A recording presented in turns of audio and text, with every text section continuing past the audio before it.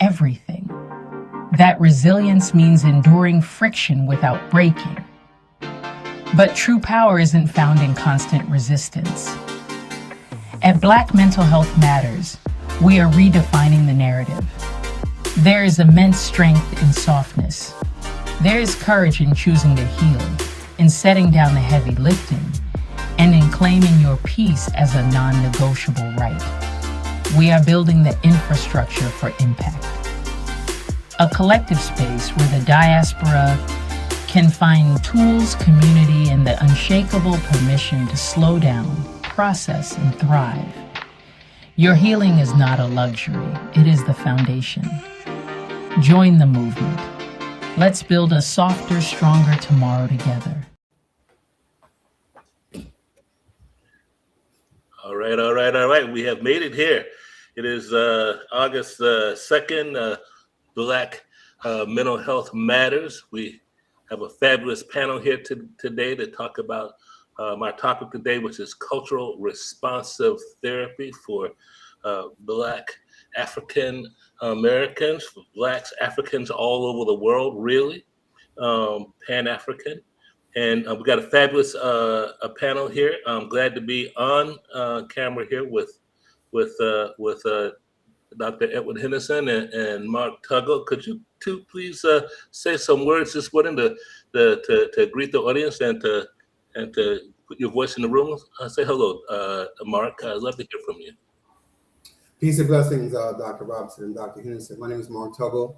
I'm a Black man in the village of Harlem with lived experience. I was diagnosed with mental illness about 31 years ago. And through grace and mercy, people in my life, they helped me with my body, mind, and spirit. And I became an author, an educator, mentor, and talk radio show host. The name of my talk radio show was The Mental Health Mirror with Mark. It's on Saturday afternoons at 1 o'clock in New York City. And on the show, it's a 1-hour live telephone conversation. And we primarily center Black male humanity, and we focus on issues of culture, manhood, and self-care. Awesome, Mark. Thank you for doing that work and holding it down in New York. Kind of one of the flagship cities of the world, if you ask me. Dr. Henderson, a word from you, sir. Well, good morning, all. I hope everyone is a little bit familiar with me. I am a PhD candidate in global health. My background is, for the most part, in clinical psychology from my undergrad and research and so on and so forth. And that was driven by serious mental illness in my family. High heredity quotient, dealing with schizophrenia. And that really drew my attention away from where I originally did my Hopkins Fellowship in addiction, etc. But I also discovered, as I'm sure Mark can attest to, that there is a system that drives mental health care in this country that needs to be addressed, particularly for those who are most vulnerable in the African American community. And that's part of the reason where I left from the specific clinical format as a cohort member and PhD candidate in neuropsychology. I left to pursue global health because there's a need to get to the social determinants that are driving the decisions and policies that keep Black men and women and our children from receiving the necessary care for their healing. I could go on, but I'll pull up there. All right, I feel the passion underneath those words. I appreciate it. And by way of introduction, I'll just say that I'm Marcus Robinson of the Adaptive Terrain Institute, and I do work that really around trying to understand how the human thrives and all the ways in which we thrive, and from the biological to the relational to the civic and civilizational, all rooted in kind of a blend of ancient wisdom that comes out of the kind of the Gara tradition out of Africa, which really connects up with quantum biology of modern science today. So that's kind of like where I'm at with this whole thing. And I'm privileged to have the opportunity to speak with you gentlemen. And Mark, we're just going to jump right into it. And I'm going to give the first question to you. And that question really goes to the definition of what do we really mean when we say culturally responsive therapy? What do we mean in practice beyond just having a Black therapist? What specific approaches or techniques makes it different? Well, as a man of African descent, our ancestors had to endure centuries of enslavement, brutality, genocide, lynching, dehumanization, terror, rape.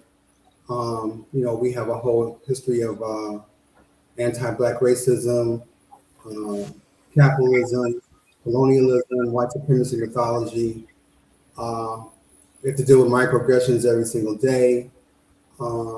Being Black means different things to different people. And sometimes, being in a space, we may not feel safe talking about what's it like to deal with our culture, to deal with police brutality, to deal with the racism. And so it helps to have someone to partner with who is aware of our history, who can affirm our history, and can provide that space where we can share freely about our lived experience every day, the things that we see, the things that we hear, the things that we feel, the trauma that we've had to endure for centuries. And I think a lot of times when we talk about mental health, we don't talk about the history, the colonial history, the imperialist history, and we just talk about our feelings.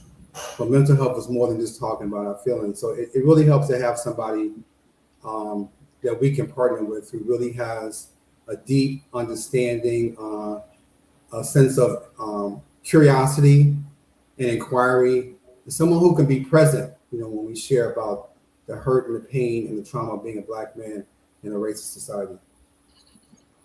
Got it. Man, that's interesting work. Very, very good stuff. Dr. Edwards, what do you see? Well, I'm going to answer this in two parts. And I'm going to start the latter. It says beyond the Black therapist. I want to include that part because it's critical. When you're in the business and around it and you see it, right? You understand that there are not nearly enough African-American psychologists, therapists, counselors in almost every neck of the woods in America. There are so few per capita, per population, right? My mentor comes from NYU, where I went to school for grad school, and the needs that she was overwhelmed with in New York City, for example.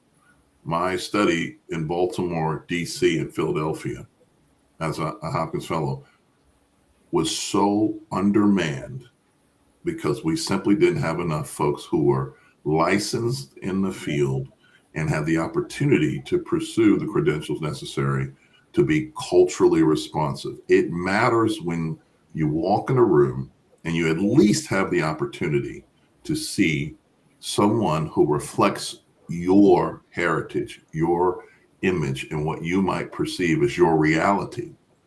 It is not to say that you can't get that from data or understanding of history, but it is necessary to at least have the opportunity, particularly studies will show when we go into what's called urban America, right? I say it applies to suburbia as well, where you still would like the opportunity to say, hey, I need to see someone who comes from my zip code, at least my community.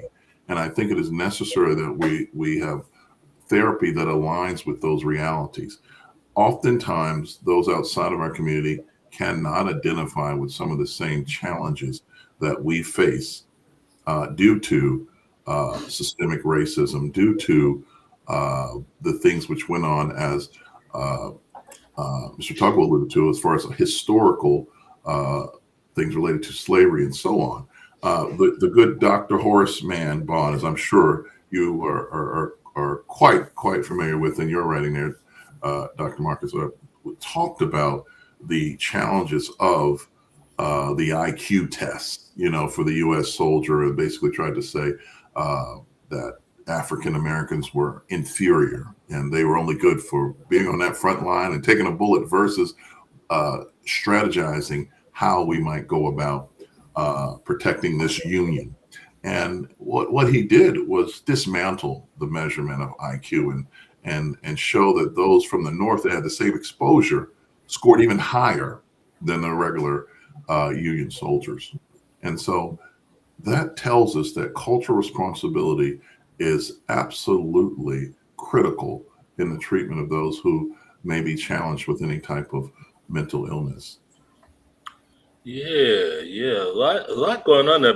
Both of you gentlemen said quite a bit here that I had to pull out some notes, so pad and pencil here to keep up with you cats with the depth of what you're sharing here. But I think what I want to pull on a little bit here, and Mark, and invite your voice in to help me sort this out, is that I heard a little bit about this. So there's not enough Black therapists to begin with. And that there's an institutional barrier there in some that you named as that also qualify for licensure in the state. And then if you get at the history of licensure and why that came about, how that came about, and who got to play, and how those rules have evolved over time, you'll begin to see that there is a structure, an architecture in there that demands the outcome that we see. The system isn't broken; the system is designed. So that's the piece of it. And then if I do get licensed, well then one of the things I have to do is get thoroughly immersed in the Western model and commit to producing the Western result with the Western methods, with the Western billables, if you want to get paid for it, doing that body of work after without any question of whether you will bring any of the stuff they don't teach in the Western world to the table in the first place, if we don't bring your signature strength. So these are the structural issues that we're trying to dance around, and I just wanted to name that so that we know that we're dancing around a thing as opposed to everything's working perfectly and we just can't get it together. That is not the situation. Yes. Well stated there, Brother Robert. Absolutely. Mark, you got a word on that? Well, yeah. From my understanding, in this country, only 4% of psychologists are Black and 1% of Black men.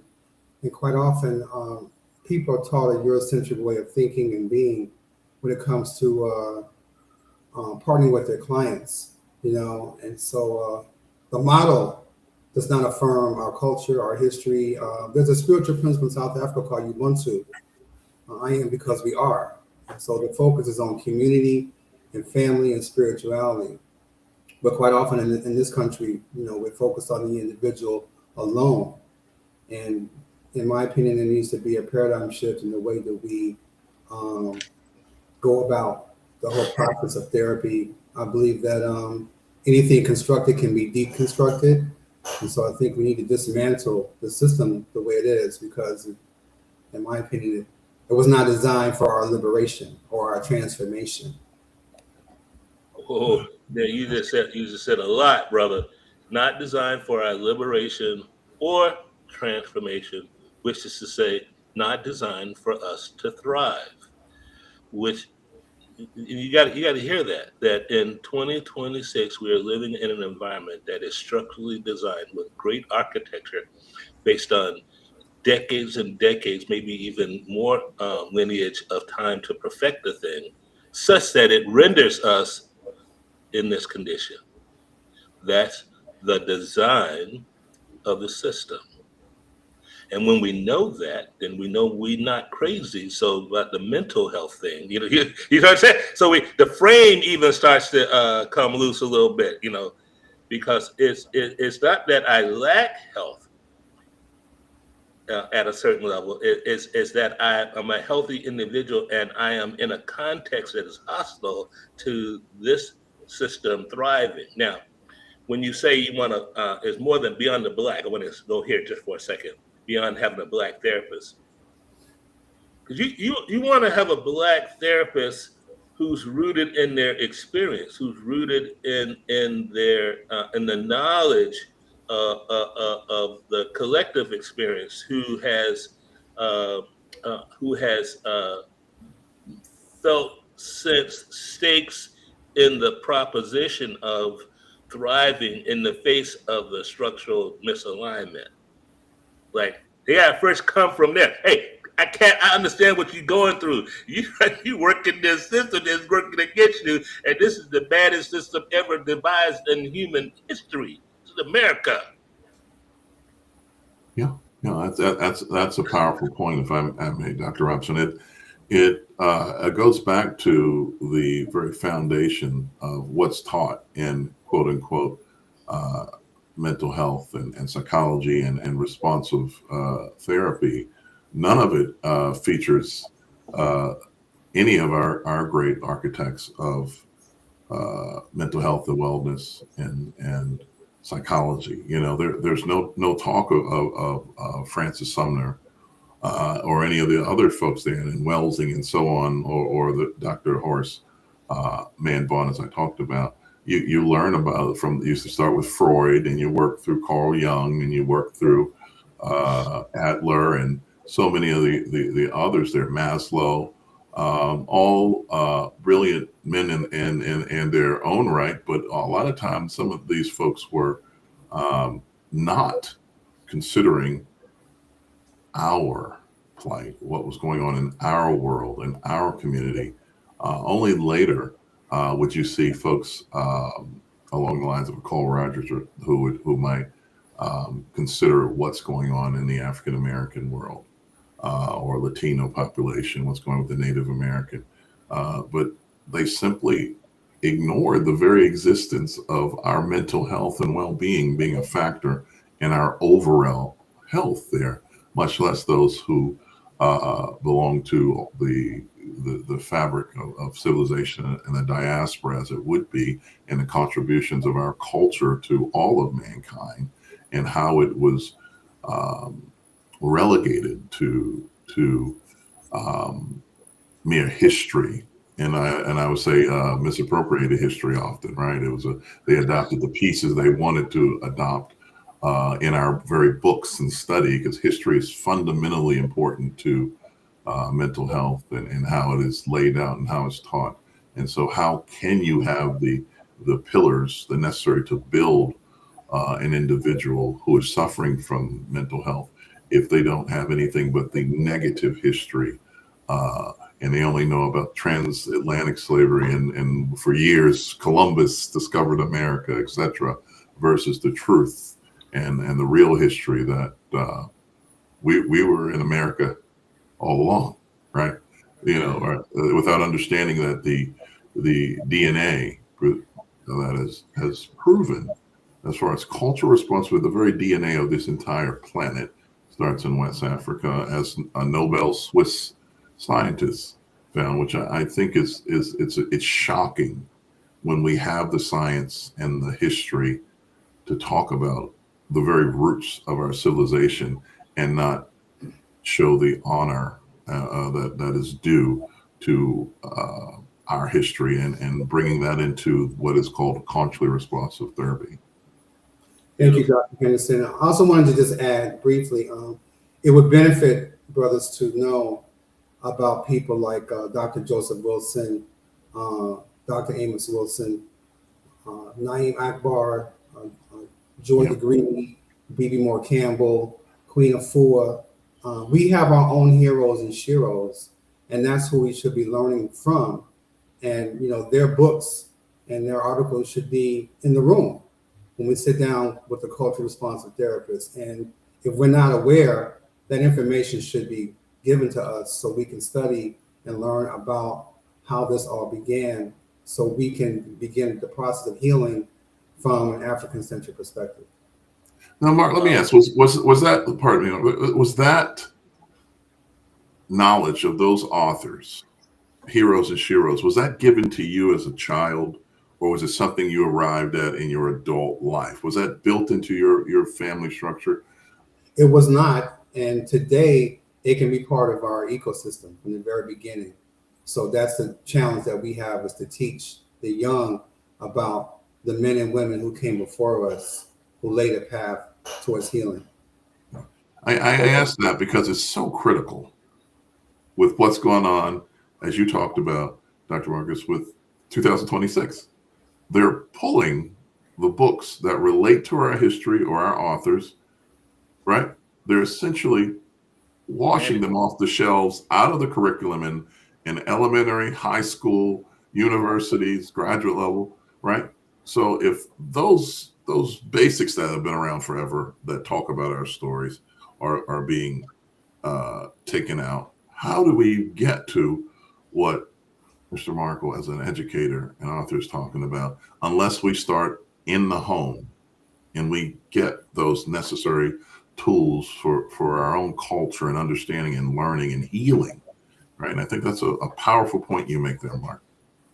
Mark and Ed, you both are really putting your finger on. I want to draw off a piece of current events to kind of make elaborate on this point around who gets to determine what is the true story of America and how things really went down. And so we have some firm shared knowledge. Okay, so as you probably know now that I've heard in the news that the president, the White House, demanded that the Smithsonian put up a sign at the front of the Smithsonian to say that the American story is mistold here. There's mistakes here.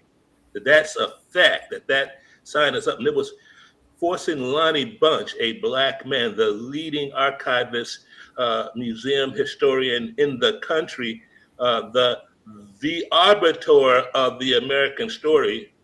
Okay, he's been pressured to retire, trying to push him out so they can name the Smithsonian the Trump Smithsonian. Okay, and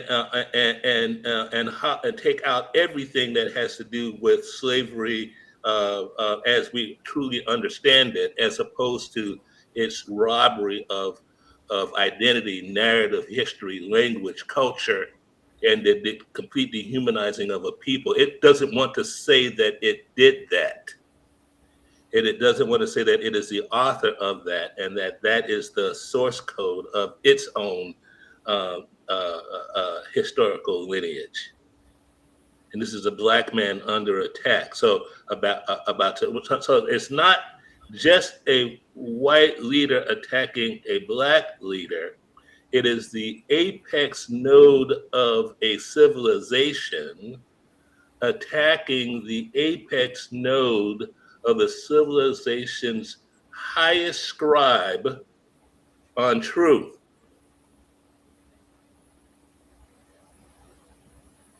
And when you vanquish that, you take away all scaffolding of the deconstruction, because even if you try to deconstruct their version of history, your deconstruction of fiction, that you can't get to a resolution that way. So why am I bringing that up? I wanted to hear from you to see how. See if you got a sensibility about how the changing of the story, how these stories get embedded in us, shapes our mental health, and that if you live in the context of a story that denies you, what impact that has on you, and do you encounter that in your work?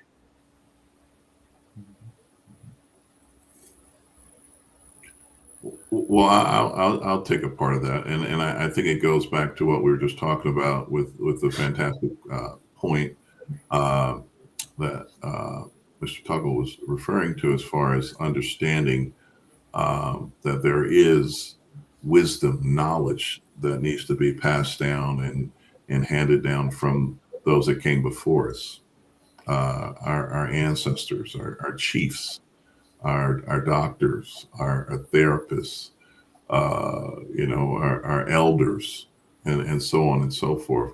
The quilt that forms the African American community and the diaspora is critical to our survival in 2026. We have become detached from our own history, and the fact that it is being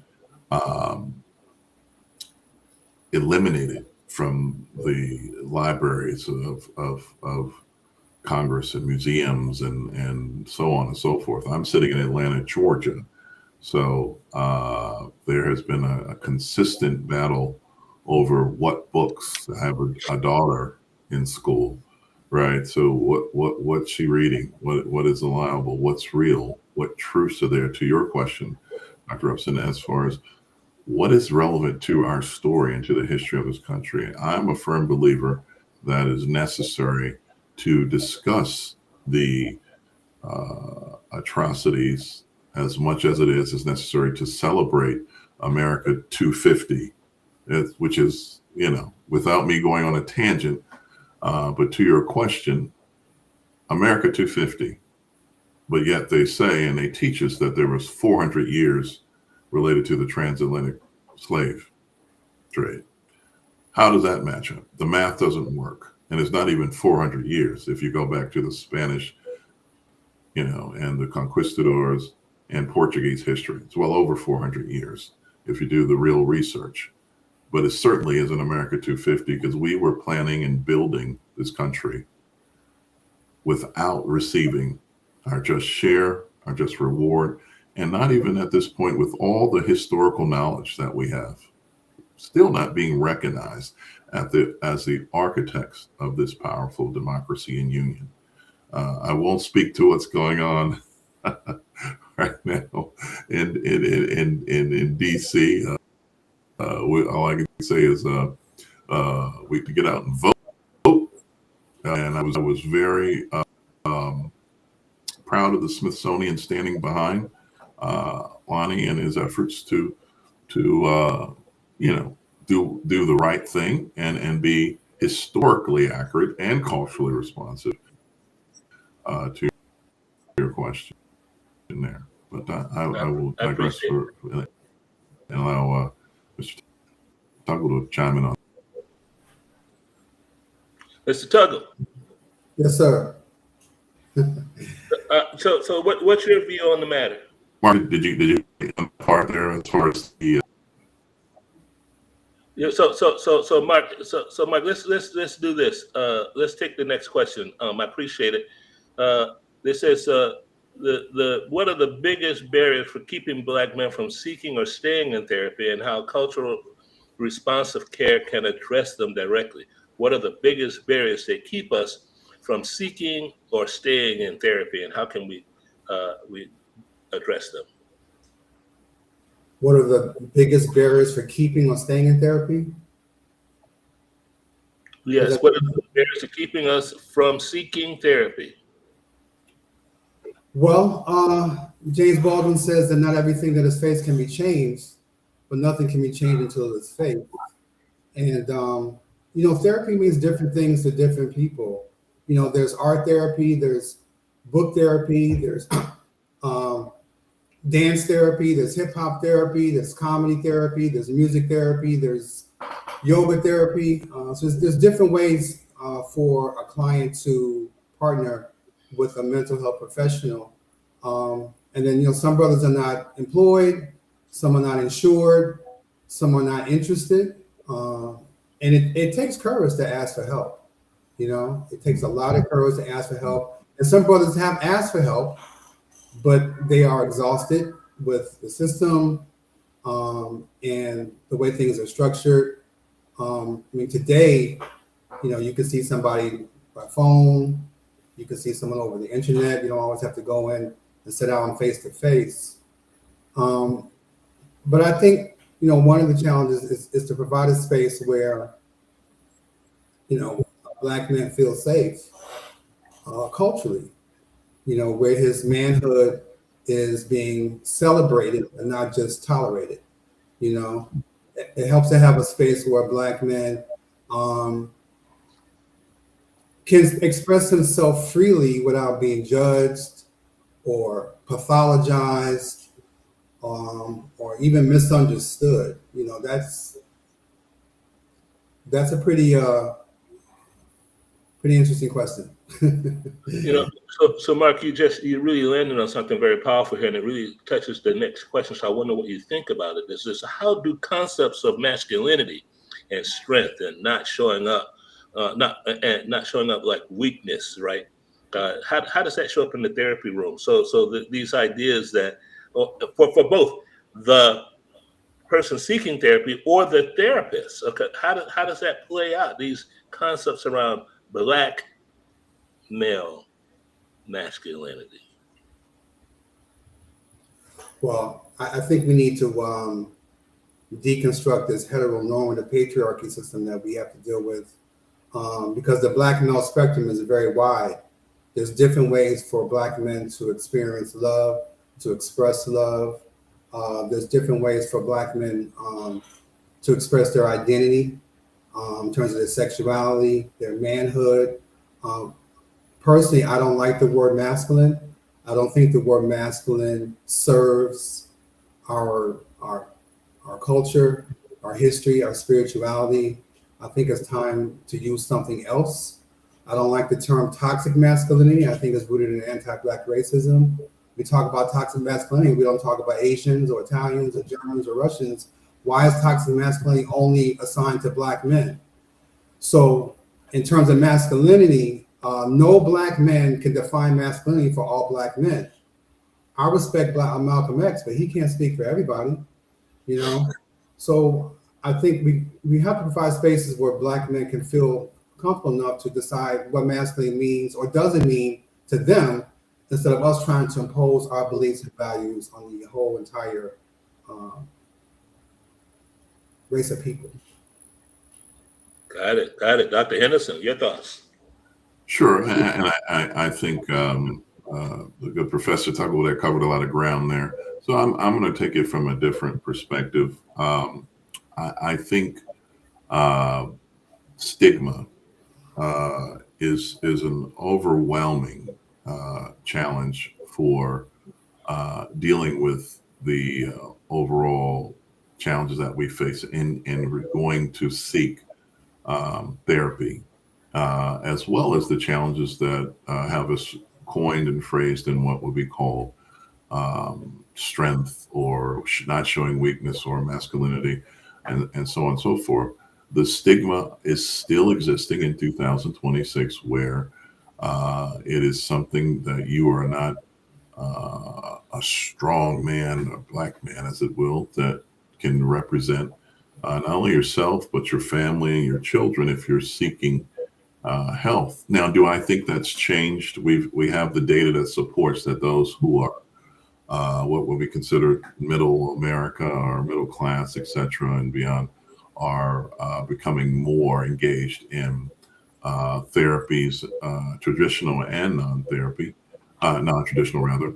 However, when you talk about the most vulnerable populations, those who are under the poverty line are right there at it, and the middle class is continually being pushed down towards that, as we see what's going on with unemployment, what's going on with those who are uninsured, which brings me to another, my second point, the ability to receive care, and everything from the traditional, the Affordable Care Act or Obamacare, to those who have some sort of insurance, does not adequately cover therapy and mental health. A lot of therapists and my peers, before I left that field to pursue research and the scientific endeavors in order to, chase down a cure, we were faced with, wow, the guidelines and the policies and laws are trying to eliminate being able to bill for healthcare services that are done online or that on in person. They want to cut it in half. They want to Yeah. cut it by 25%. And so the cost of doing that business, the cost of carrying the adequate insurance and so on and so forth, doesn't make it feasible for a psychologist, a therapist, or psychiatrist, a counselor to do treatments and therapies without being able to bill it at full cost and rate. Whereas there's also the challenges that they're facing with being on site, being a part of an HMO or a PPO, and all the structures there that are really, really trying to squeeze out the individual practices and make you all part of one big homogeneous mix there, where they're all under this umbrella at a very controlled cost. And in order to stay as a private and offer those services, who exactly can afford that, right? The most vulnerable populations cannot. They cannot swipe their card that they have from Medicare or Medicaid, et cetera, and say, I need to see a therapist, because that doctor no longer takes it. And often cases they can't afford it. Now, are they doing pro bono? Are we going into the community centers? Are we working with our churches, et cetera? Yes, in some cases, but in many cases they simply aren't. And you have to pay out of pocket for to receive care, and they just can't afford it. And that is a tremendous problem facing America right now, because until we get what's going on with the healthcare system under some type of mandate, which requires protections for those who offer treatment and therapies for mental health and illness, versus the what I would call almost an attack on the ability to offer that care at a reasonable, feasible rate, where you also can keep your doors open and pay the insurance necessary. Until we get those things done, which is why we work on the political determinants of health to address policy, the social determinants of health, before you even get to a place of crisis and needing mental health. We have to go back and really get a hold of the system which is surrounding healthcare and mental health, and that is one of the key determinants from Black male and all minorities from receiving healthcare, because it's just not built into their insurance anymore, and it's been cut.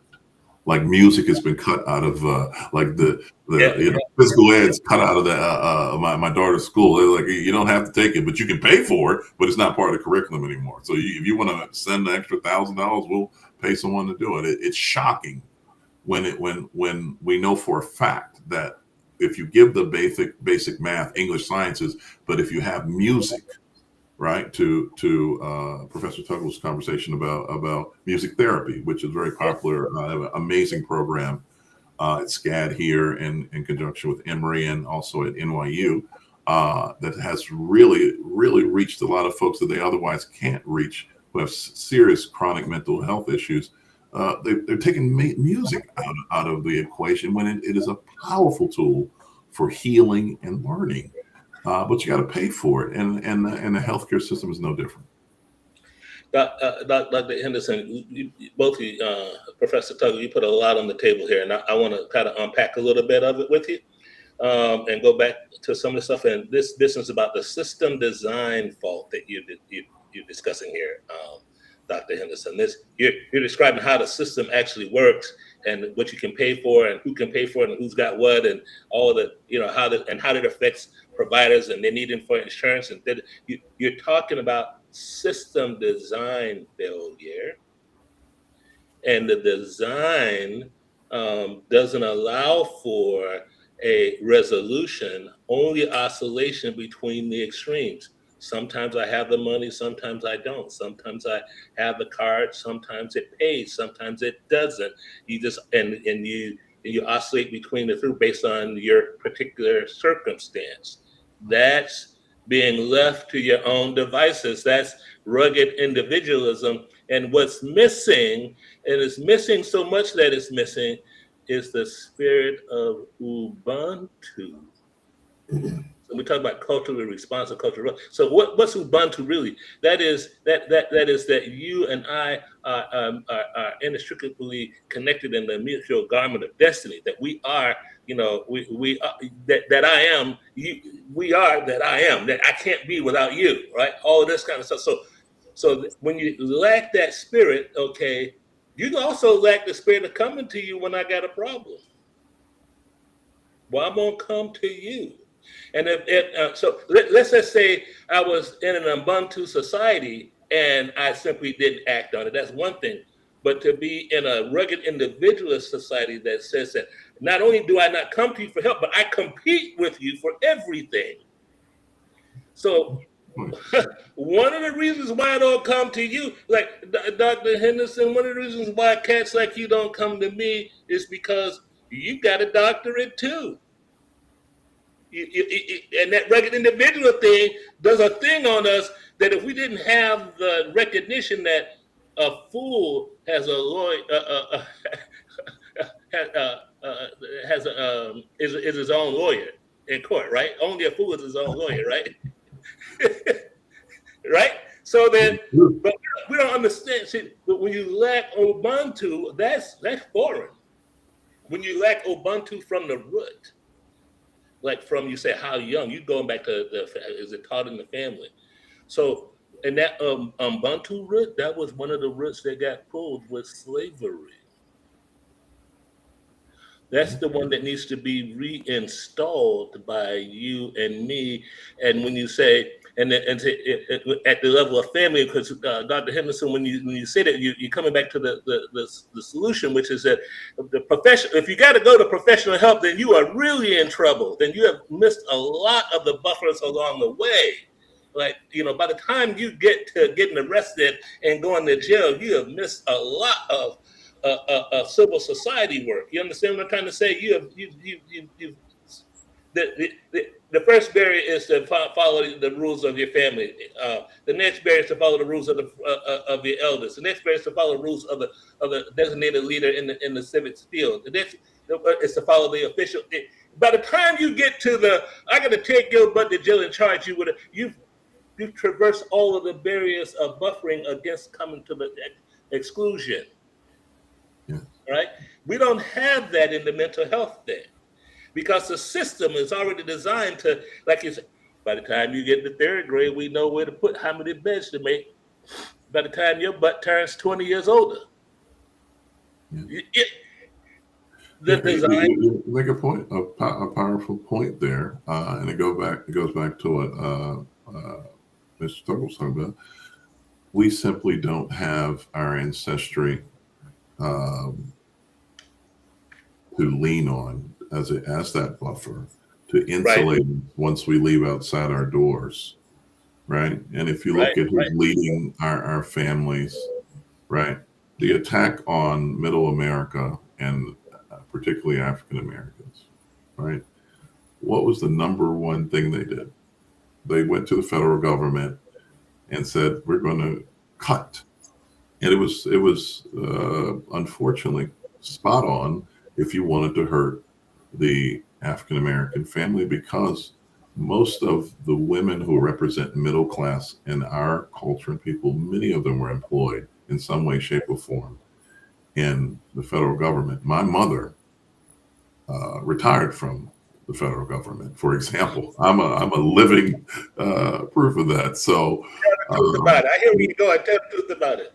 Yeah. So this reality and this strategic effort to push back, not just our opportunity to access mental health, but to really all but destroy the financial, fiscal necessary foundation for thriving and for growth in a society by eliminating their means with which to have the fundamental basics of housing, food, and those things which we are inalienably guaranteed as Americans. It is real. It is happening, and I feel like, to both your points, we must again rely on the things which have been taken away from our culture and the things that we don't know, right? That have not been taught, that have not been discussed. And oftentimes, I can tell you from one side of the family that I had married into, to from where my family came from being a guy out of the North and marrying here in the South. They weren't particularly interested in some of the things that we might be talking about as far as the ancestry and the doctrine and Ubuntu and so on, and so many of the other things which insulate us and prepare us for some of the, not only the fight that we have physically, but the things that we deal with spiritually in this world that are critical to our mental health. And so I just think it's necessary for us to deal with the historical and generational trauma that we have, and many of the things that you talked about there, Dr. Robinson, right, and that Professor Tuggle talked about, relate to our spirituality that help insulate us when we go outside our doors. Yeah, yeah. Professor Tuggle, could you speak to that? Because this business about understanding who we are, where we come from, and our own luminaries, that when we follow their example, we get a better outcome. Can you speak a little bit to that? Well, I think Dr. Henderson mentioned how important it is to start in the home. I mean, I've got 3 brothers and 3 sisters. I'm the 5th out of 7, and both my parents are transitioned, but we never discussed mental health in my family. I'm 65 years old, and so I never learned what mental health is and how it impacts my relationships to stress, the conflict, and relationships I have with other people. And I think, mental health is something that can be taught in school, as young as the age of 9. It could be a curriculum. This is not, we talk about math, or we talk reading and history, we can talk about mental health as well. But in our own community, I believe it's important to have community-based approaches to mental health. And so something as simple as having your own support group, you can start your own support group, 3, 5, 7 of your homies, meet once a week, once a month, you sit in a circle and you chop it up. You don't need insurance, you don't need a job, you don't have to dress a certain way. Just get together and learn how to connect and be of service to each other. You can do it in person, you can do it over the phone, you can do it virtually. And there's so many other ways to engage in the healing process. Reverend Dana Rose taught me that healing can never take place in isolation. Healing can only take place in community. And so it's important to have that community-based approach where our spirituality is affirmed, whether it's Buddha or Islam or Christianity or Yoruba, whatever it is, those beliefs and values and principles need to be affirmed in those spaces so we can feel whole and we can feel free. Got it. Very, very spot on. So we got about 10 more minutes. I just wanted to just deepen this just a little bit here. This business about the cultural masculinity thing. So Ubuntu, I mean, you understand that term, right? Okay, so and I'm trying to attach this to masculinity, and I want to use an adjacent culture to which I'm immersed in to make the distinction. So in Hawaiian culture, which is basically Polynesian, which is a kind of African diaspora cosmology, and that's what it is. And so they have the aloha spirit. Aloha equals the same as Ubuntu. Ubuntu and aloha have almost synonymous meaning. They in other words, they mean heavy overlap in their meaning. Us together, you, me, my identity is, and my thriving is dependent upon you. The village of the we provides for the needs of each, and we all are responsible for contributing into it. This is the aloha spirit, okay? And so watch this. If you look at the Hawaiian men in today's society, and you talk about, say, like in their sports, which is where you see the masculinity, play out the most, and say in football, guess what they call their state football team? Rainbow Warriors, full of aloha, full of, and they get out there, haka, just like the Samoans and the other ones, they crazy out there about that in terms of being all of the martial stuff, all of the stuff you normally consider in the male domain of experience, and yet they're soft, sweet, and their ability to navigate across a variety of social identities, sexual orientations, and whatnot, and not have it mean a thing other than that's brother. That's the kind. I got aloha with him. It's that kind of thing. But again, they were only captured just 50 years ago. 50 years ago, they only been a state, right? Okay, and then captured 100 years ago, and not in slavery, because you can see how their world did differently, so they retain that masculinity that allows them to be soft and deep and wonderful and spiritual and whatnot, but also, don't mess with my mama, all at the same time. And so I'm saying that this is, as an example, that this may a return to our deeper ancestral ways, not as religion, not as a turn away from modernity, but rather a recollection, to remember, to bring it back into the bone, into the body. This business about, man, I belong to you. You belong to me. What happens to you, even from a distance, I care about. The systems that oppress you are the same systems that oppress me, and I want to collaborate with you to help us both emancipate ourselves from that system, so that we can walk separately from the system, yet be in the same geography with the system. So that's what the opportunity is.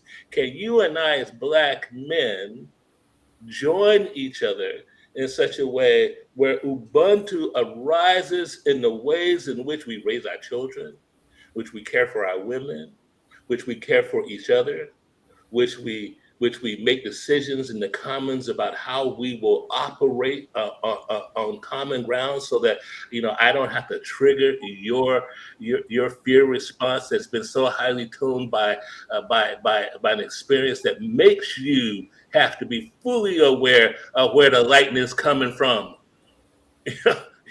Tomorrow, not even today, not even this book. You got to be that smart. Yes. So that hyper alertness. So what am I saying here? I think what the kinds of wisdom that the Professor Tuggle was speaking to, that's inherent in the exemplars that he was naming, that and then all the unnamed, unknowable heroes that we can't know and don't know because we're cut off from them. Can you hear that? There's a certain cut offness that I am, that you are, from the richness of those souls. That once we get a glimpse of them, once we get a word from them, it changes us in a way. It's a signal to us that, oh, even Mark Tuggle, even Ed Henderson, even Mark Robinson can stand on their own 2 feet as a Black man. And that's a beautiful thing. That's what I'm hoping that we continue to strive towards. Open the floor for folks to say some final words.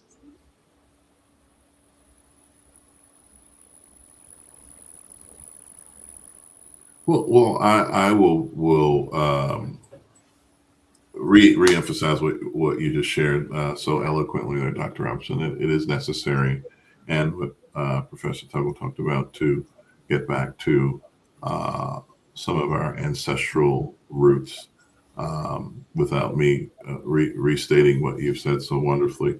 I will say, I come from a standpoint of, though I may have a background in research and science and so on, and you know,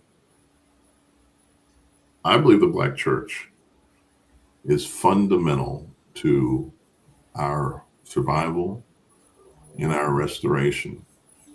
Does it have its issues and flaws, and can you hold it up to the light, and can you poke it, et cetera, et cetera?